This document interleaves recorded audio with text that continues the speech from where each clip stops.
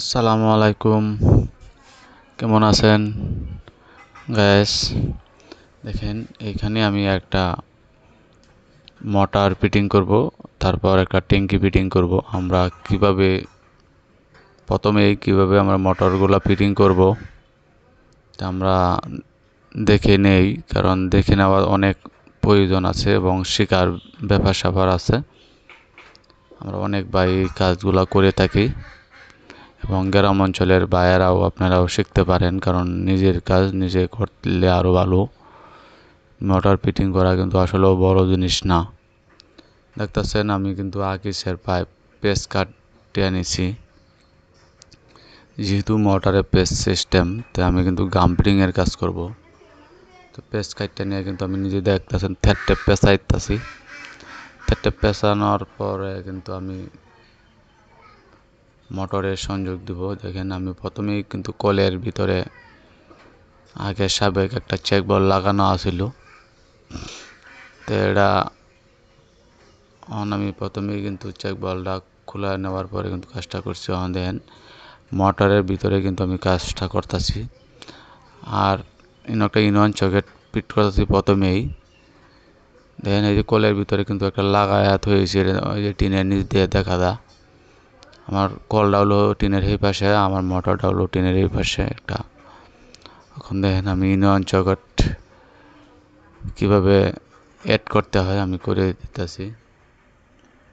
এখন কিন্তু আমার আর একটা পাইপ মোটরের উপরের অংশের লাগে, এটা আমি কিন্তু পেস কেটে নিতেছি।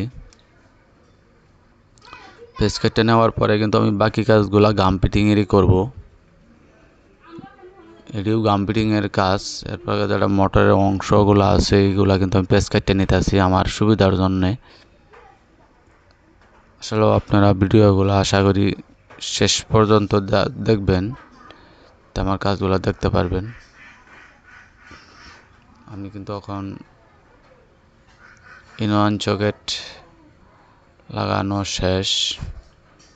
এভাবে আপনারা হাতে ভালো করে টাইট দিলেও পারবেন। এবং আমি কিন্তু এখন মোটরের ভিতরে প্রচুর পরিমাণ পানি লাগে, যেহেতু এক গোড়ায় 1 ইঞ্চি মোটর ডেলিভারি, এটা কিন্তু পানি দিয়ে আমরা ভরতে হয়।